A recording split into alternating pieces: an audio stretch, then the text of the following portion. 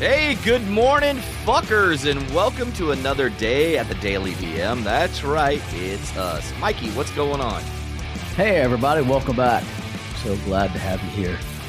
So glad to have you around. Yeah, I'm going to stick to no singing and just talking shit. How's that sound? Yeah. So what's going on with this Tech Tuesday, man, that we got going on? So did you see that like 2 days ago, Boston Dynamics and Gravity industry teams teamed up to make flying robots? Wait, did you what? see that? What are... Yes. Okay, I have to know what is a flying robot. I mean, I guess it's self-explanatory, but... Okay, so do you know the Atlas system? The Atlas robot? Are you familiar with that one? Yes. Okay, so the Atlas robot, basically they strapped on the VTOL flight system like humans have, the two little thrusters on each hand that you can control to fly. Mm-hmm. And they made the robots fly. And I'm sharing a video or picture right now that people in the YouTube might be able to see. It's pretty freaking scary looking. And that's all I got to say. See, I'm having like fucked up flashbacks to Terminator, man. It's like, I mean,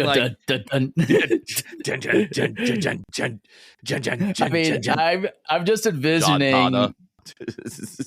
For some reason, my messed up brain is just envisioning like a small, like Middle Eastern village, and they're outside kicking their ball around in the dirt, like you see on all of the shows, like Homeland and things like that. And they're just out there playing and, doing whatever they do. And then there's like, the one terrorist cell guy in the basement, concocting his terrorist schemes. And then all of a sudden this fleet of, Atlas robots comes flying in with machine guns and landing and just obliterating everything.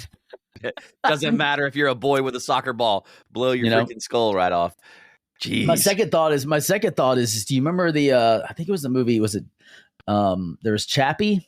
You remember Chappie? Yeah, I remember Chappie. With those robots with a little face, the screen that has a little face, it would show the different emojis, or know what I mean? For like smiling and sad and whatever, interact with people. I also had that. Those are creepy. That flashback. Yeah. That's a creepy robot, dude, with emoji faces. I'm sorry. But, I was thinking more on a bigger nerd level, which was X-Men. Which was the Sentinels. Oh, the Sentinel program. Yeah. Where it's like boom, boom, and then they fly around and freaking kill everybody.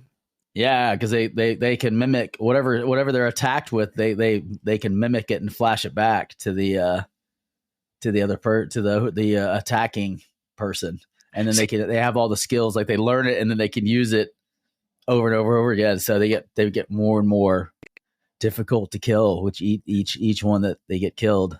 They learn and they adapt. I feel, we've talked about this in the past, but I feel like humans are so stupid. It's like we invent like the Terminator movies, and then we get ready to turn around, and we all of a sudden we're like, hey, it'd be kind of cool to live it too. So why don't we go ahead and design robots that can fly, and then they can become self-aware and maybe launch a nuclear strike on us? I don't know. It's like, hello. It's like it's like none of them watch movies and think, hey, this might not be a great idea. Yeah. Eradicate all life because on you know why, Michael? Because we can control them. Famous last words. Yeah, maybe.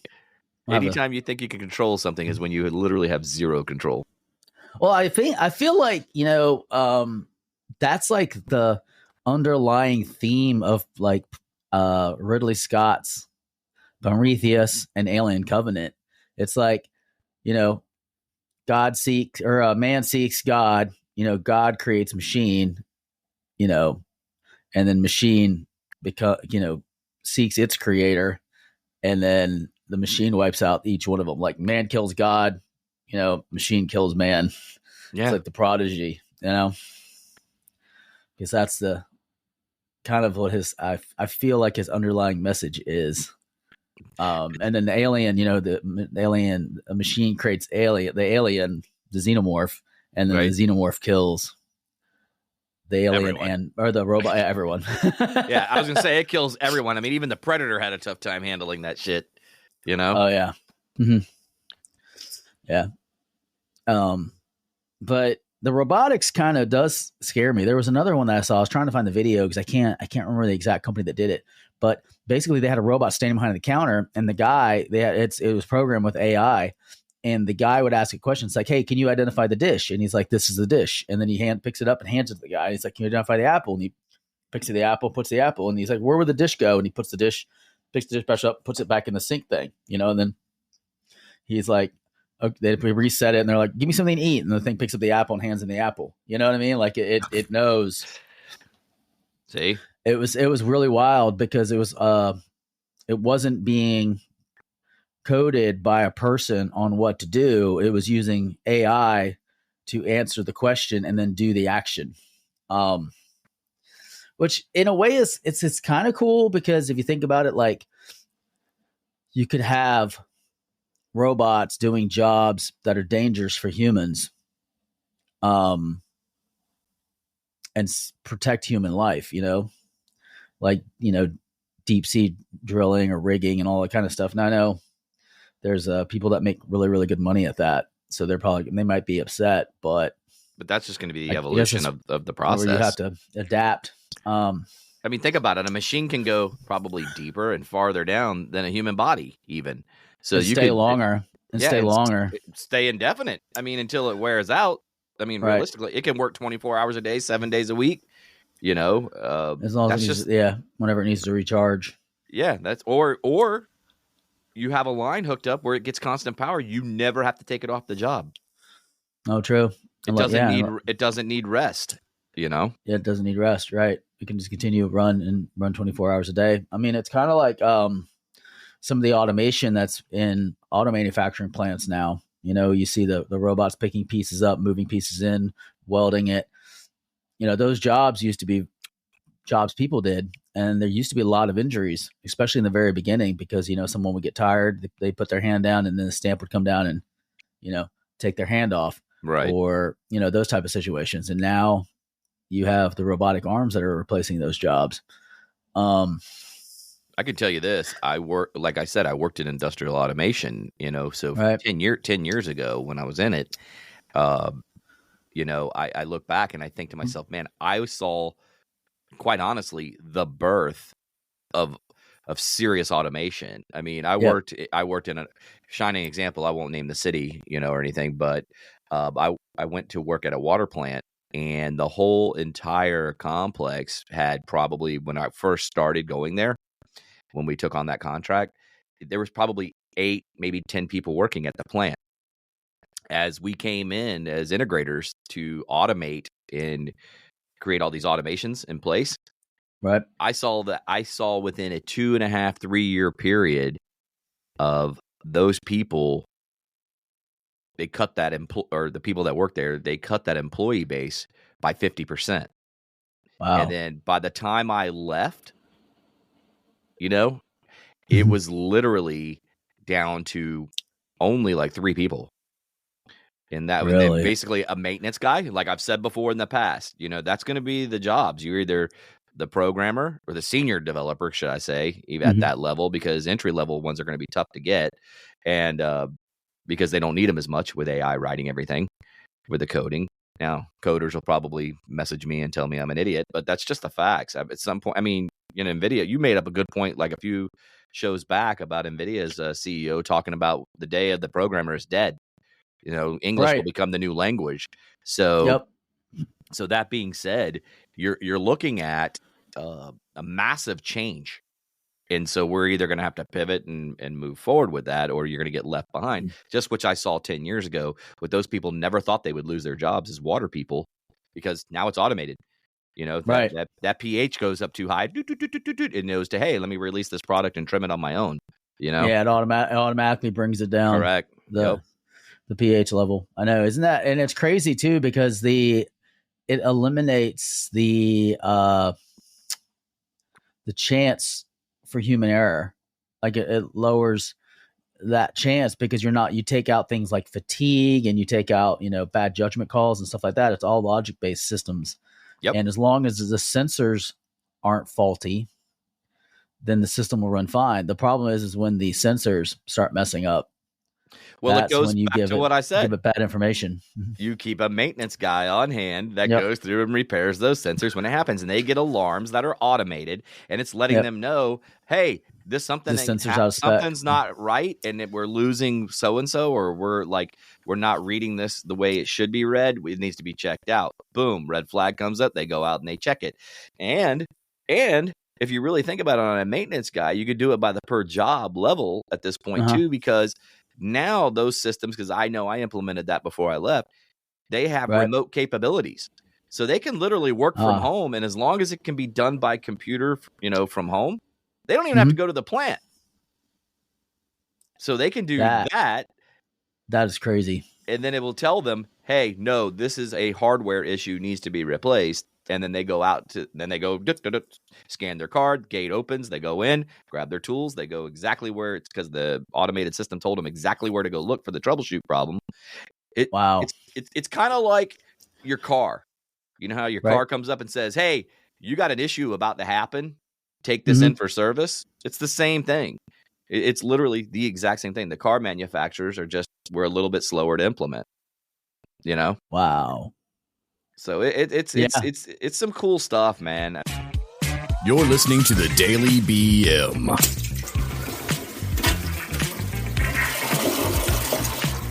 Let's take it to another level since we're on robotics, right? Yes. So same industrial plant.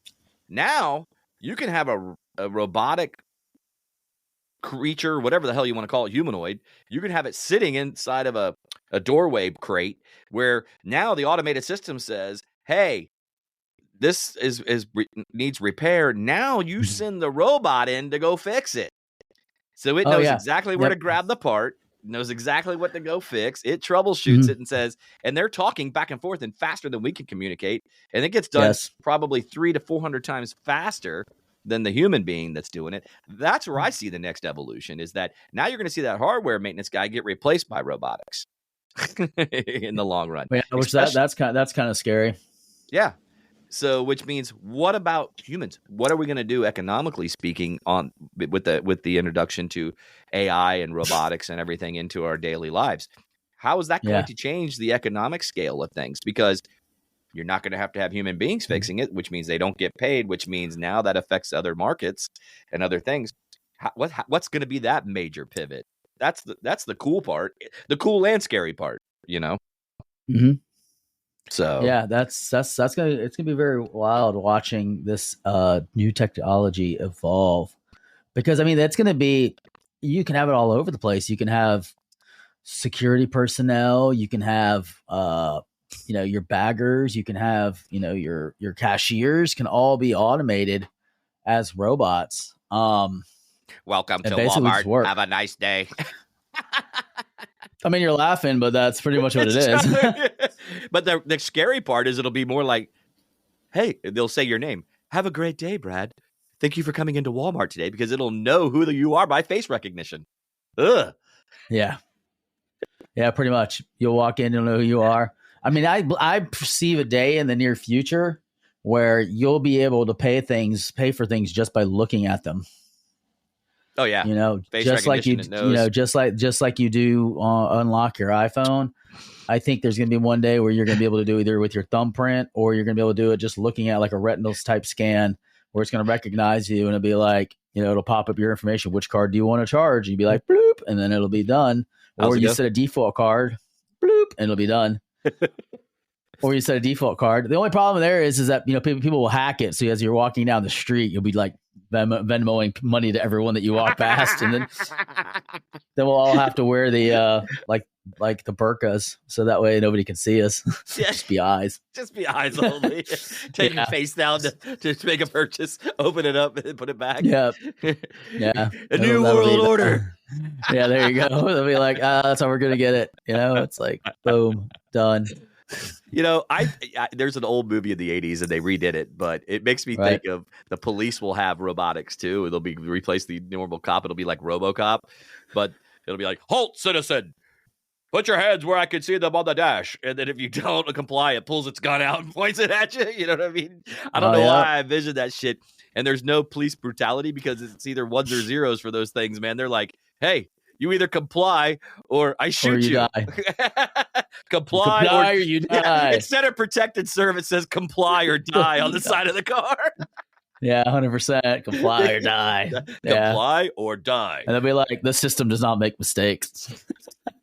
It'll literally be RoboCop. It'll be that one big giant walker thing with the machine guns everywhere. Like the mech? The mech? Yeah, which I actually wish that they would have had more of that. Like if they would have done like a RoboCop with today's CGI, oh, they could have made it so freaking cool with that big that mech thing was always so awesome. Like watching it lumber around, you know. It's like who needs that in an urban area? Like is that game? I mean, sidebar here, but is that game still around? Mech Warrior that Microsoft? Yeah. Yeah, God, I think so. There's versions. There's tons of versions of that. Yeah, because you would hear it go. We started walking fast, and I was Did you ever? Game was so Did you ever play Titanfall? I think I played it a few times. Where you're in the giant mech and you're a pilot and you can actually get out of the mech and run around and then commandeer other mechs or attack the mechs as a little pilot. Like you can run around and those are fun. That was a fun game. I really enjoyed playing that one. It was like Call of Duty, but you're inside mech suits and you can build out your guy. And then as you take more damage, eventually your reactor starts to overload and you have to eject. And then you're just the pilot running around, and you get a certain amount of time. You can mech warriors. And a certain amount of time can go by and you can call down another one of your mechs. But if a big mech sees your mech coming in because it comes flying in and crashes, that's why I call it Titanfall. Then they come running over and they try to murder you before you get to your mech. But you can turn your mech onto auto mode where basically it's just a running around robot AI. And it's not as good as when you're piloting it, but it's still pretty cool because then you can go like do your thing and it's doing its thing and you can like do a counter attack, like a pinch attack. Yeah, like distractions. Distract that opponent. Yeah, it was a fun game. Like I might have to play that later. I kind of miss playing games. I had a buddy and his name was Brad too, but we used to play Mech Warrior, dude. He was so good at that damn game, dude. He kicked the ever-loving shit out of me, man. I was just like, oh my God, he was just really good at deception.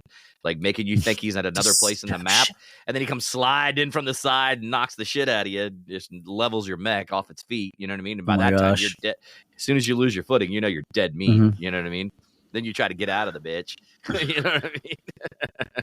Yeah, no kidding, dude. Like, nope. And then all you hear is the laughing in the microphone. Irritates you more. But yeah, I mean, getting back to that, I really getting back to the robotics. I know we sidebarred for games for a second, but it's still robotics because I mean, it's like showing you what the robots are capable of in the future. Yeah, that was definitely like the preamble to robotics was our video games showing robotics. But I'll tell you the weird before you go into that. I'll tell you the weird thing that has me. I don't know if concern's the right word, but it has me apprehensive. Is these like companion replacement bots that people are talking about where, eventually if these things like start to look and act more lifelike, will people choose to rather have their perfectly built electronic companion, that interacts with them and plays games with them and talks to them and, does all sorts of things. I mean, I know there's been movies based on that, but it really makes me wonder, like, if people will start choosing, a virtual lover, companion versus a real lover companion. I mean, I see. Damn. Yes, I would. You know why? Hopefully your wife's not listening. Yeah, she is. I mean, she knows it's true, but the reality is, dude, I'm about to get killed for this by women, but I don't care. The reality is because men are a pain in the ass. Listen, us guys are a pain in the ass too. We really are. But here's my thought process behind it. And women, who's to say women can't be taking some long dong robotic dude either? You know what I mean? Long dong robot. We should create a company called Long Dong Robotics. And have Long Dong Robotics, dude, and just make dude like stuff. We'll have like the Annihilator. Yeah, the Annihilator model has a 12.5-inch cock, but it spins at like 3,500 revolutions a minute. Just revs up. Robocock. But Yeah, Robocock. So I would. I wonder if there's I wonder if there's an actual porno called Robocock. Yeah, I'm Googling this, and here we go, guys. So listen, I'm going to stop on that because I think, yes, I would totally get one for my own selfish personal reasons, and live my best life. But that all being said, don't forget, guys, Google Robocock and see if the movie's out there. And if so, write in and tell us what part of Robocock you like the best. Wait, what? So, all right, this is not what I was not expecting this to come up as the first thing. There's actually a Steam game on Steam called Robocock, and it is not what I was expecting. It's a rooster game. Yeah, you're a robo chicken that's been sent to hell for your many evil acts, and now you have only one purpose: to kill. Free shout out to Robocock the game. Good job, guys. That I was not expecting that at all. There's a movie called Robocock. Let's see what we got here. Is it a porno? I don't know. It's an IMDb, but there's no storyline plot. So this might be a winner. This might be a winner. Let me guess here. The name of the movie is RoboCop, and there's no plot on the IMDb database. So I'm gonna say yes, it's a porno. RoboCop movie. Let's see. I bet it is. A short film.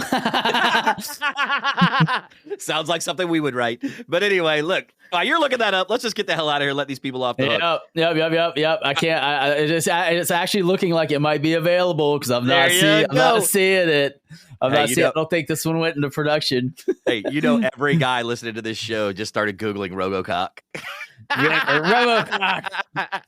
Enjoy, fellas. Enjoy. Anyway, guys, Don't forget, head over to thedailybm.com where you can check out all our socials. Don't forget to head over to Rumble. Rumble is where it's at right now with videos. So head over there and like and follow us over there and also on our YouTube channel as well. Mikey, you got anything before we get out of here? He has one mission: to please and serve. Robocock. We'll see you guys on the flip side. We'll see you. Have a good one. Deuces.